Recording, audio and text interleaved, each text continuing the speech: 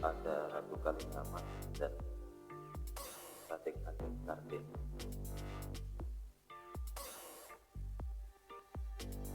Perjalanan ini akan sampai bentar lagi ke areal masjid dan makam Mantingan. Perlu diketahui bahwa masjid dan makam Mantingan adalah bangunan peninggalan sejarah yang merupakan aset wisata sejarah di Jawa Tengah. Bangunan tua tersebut terletak 5 km arah selatan dari pusat kota Jepara, tepatnya di Desa Mantingan, Kecamatan Tahunan, Kabupaten Jepara.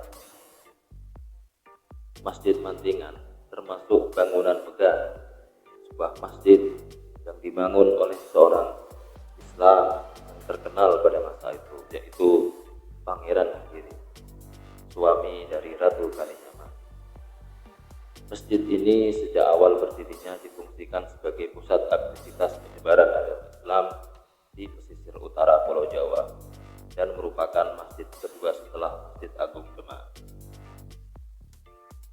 Masjid Mantingan merupakan masjid tertua kedua setelah Masjid Agung Demak yang kesohor itu.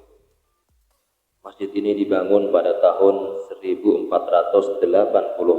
Saka atau tahun 1559 Masehi. Sultan Hadirin sebenarnya bukan asli orang Jepara, melainkan orang Aceh. Semasa kecilnya Sultan Hadirin bernama Raden Thayyib. Beliau merupakan putra dari raja yang berkuasa di wilayah Aceh yang bernama Syekh Muhayyad Shah. Raden Thayyib memiliki kakak bernama Raden Takyib. Setelah Syekh Muhayyad Shah merasa dirinya telah uzur dan lanjut usia, beliau bermaksud mengangkat Raden Thayyib sebagai seorang sultan karena kecakapannya. Karena pengangkatan Raden Thayyib sebagai sultan menimbulkan konflik baru, maka ketika mengetahui masalah tersebut, Raden Thayyib dengan sukarela menyerahkan tahtanya kepada Raden Takyib. Karena sebenarnya Raden Thayyib tidak mementingkan jabatan seorang sultan. Hanya saja atas desakan ayahandanya, beliau mau menerima jabatan itu. Begitulah akhirnya Raden Thayyib pergi mengembara dengan bantuan kapal para pedagang. Ia berhasil keluar dan mengarungi lautan luas tanpa tujuan yang pasti, kecuali pada ada satu niat untuk mengembangkan agama Islam. Hingga akhirnya sampailah Pangeran Thayyib di tanah Jawa. Sesampainya di tanah Jawa, beliau istirahat di sebuah bandar di Jepara, yang pada saat itu menjadi pelabuhan perdagangan antar daerah di tanah Jawa. Beliau singgah di Kesultanan Demak yang sedang dipimpin oleh Sultan Trenggono. Sultan Trenggono memiliki seorang pangeran dan 5 putri. Di antaranya adalah Pangeran Sunan Prawoto yang memiliki anak bernama Arya Pangiri. Arya Pangiri memiliki seorang anak bernama Pangeran Mas, dan Ratu Kalinyamat merupakan putri ketiga, dan nama asli beliau adalah Retno Kencana. Beliau merupakan cucu dari Raden Fatah yang merupakan Sultan Demak yang pertama, sehingga beliau pun menjadi bupati di Jepara pada waktu itu. Raden Thayyib bekerja di Kesultanan Demak. Lalu bertambahnya hari, Raden Thayyib mulai menyukai Retno Kencana, dan Sultan Trenggono setuju, lalu menikahkan keduanya. Setelah menikah dengan Ratu Kalinyamat, Raden Thayyib diberi gelar Sultan Hadirin dan menjadi adipati Jepara. Sultan Hadirin menjadi pemimpin di Jepara dan sekitarnya, dan Kalinyamat menjadi pusat pemerintahannya. Dan kemudian Sultan Hadirin menyiarkan agama Islam di daerah Jepara dan sekitarnya bersama Ratu Kalinyamat. Sejak Sultan Hadirin memerintah Jepara semakin maju pesat, dan agama Islam yang disiarkan oleh Sultan Hadirin mulai berkembang secara pesat pula. Kemunculan agama Islam itu disebabkan kemunculan kepesatan agama Islam itu tidak lepas dari kedatangan Sultan Hadirin Selanjutnya, kisah dari Sultan Hadirin dan Ratu Kalinyamat, yaitu semakin berjayanya pemerintahan di Jepara menambah dan membuat Arya Jepang ingin menguasai pemerintahan di Jepara dan memiliki rencana untuk membunuh Sultan Hadirin. Mereka terlibat perang yang mengakibatkan Sultan Hadirin tewas di tangan Arya Jepang atau disebut Arya Penangsang. Lalu jenazahnya dibawa ke Jepara dan tepatnya di bukit Desa Mantingan. Sebelum beliau meninggal, Sultan Hadirin berpesan agar jenazahnya dikuburkan di tempat yang tinggi. Maka jenazah beliau dikuburkan di Desa Mantingan. Sepeninggalnya Sultan Hadirin, Ratu Kalinyamat melakukan topo di Desa Tulakan, Jonorojo, Jepara, dengan meninggalkan baju kebesarannya sebagai seorang ratu, sebagaimana rakyat jelata, untuk menenangkan diri dan memohon petunjuk Allah Subhanahu wa Ta'ala. Berjalannya waktu, percaturan politik, rebutan wilayah kekuasaan terjadi.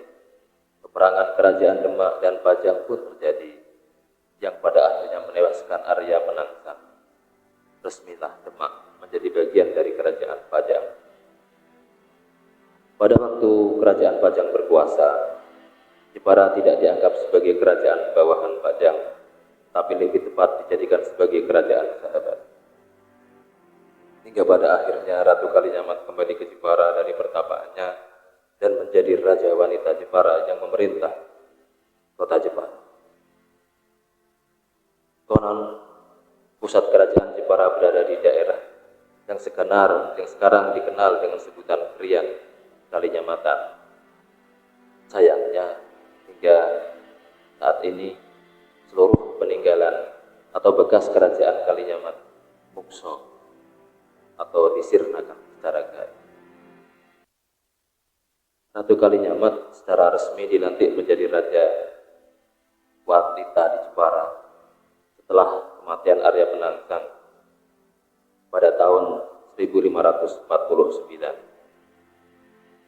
Sejak dilantik menjadi Ratu Jepara, Ratu Kalinyamat dengan sekuat tenaga dan pikirannya membangun Jepara dengan sungguh-sungguh.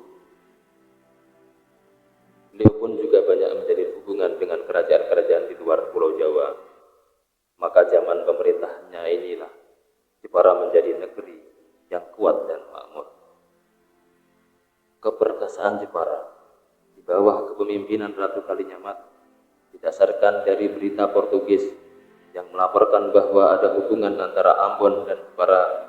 Pemimpin-pemimpin persekutuan itu di Ambon ternyata beberapa kali meminta bantuan Jepara melawan Portugis dan juga melawan suku yang lain yang masih seketurunan, yaitu orang Hetivi. Perkasaan dan kekayaan Jepara di bawah kepemimpinan Ratu Kalinyamat juga tergambar dari usahanya menyerang Portugis di Malaka pada tahun 1550, yang kemudian diulanginya pada tahun 1574. Ratu Kalinyamat diperkirakan memerintah 3 tahun 1579. Penggantinya adalah Pangeran Jepara, di mana sejarah Banten menyebutkan bahwa putra mahkota Jepara yang bernama Pangeran Arya atau Pangeran Jepara adalah putra angkat Ratu Kalinyamat. Karena Ratu Kalinyamat dan Sultan Hadirin tidak mempunyai keturunan, ia sejatinya merupakan putra Raja Banten Sultan Hasanuddin. Ratu Kalinyamat diperkirakan memimpin Jepara selama 30 tahun, mulai dari tahun 1549 hingga 1579. Selama memerintah, beliau memilih menjadi janda, sebab ia lebih suka dalam masa pemerintahannya digunakan untuk mensejahterakan rakyat dan mendakwahkan Islam di wilayah pantai utara Pulau Jawa. Beberapa sumber menyebutkan sebelum Ratu Kalinyamat wafat, dalam keadaan sakit beliau dibawa ke Mataram. Pada waktu itu Mataram diperintah oleh raja pertamanya, yaitu Panembahan Senopati atau Sutowijoyo, yang memerintah mulai tahun 1584 hingga 1601. hingga akhirnya beliau wafat dan dimakamkan di areal pemakaman Raja-Raja Mataram di Kota Gede, Yogyakarta. Demikian.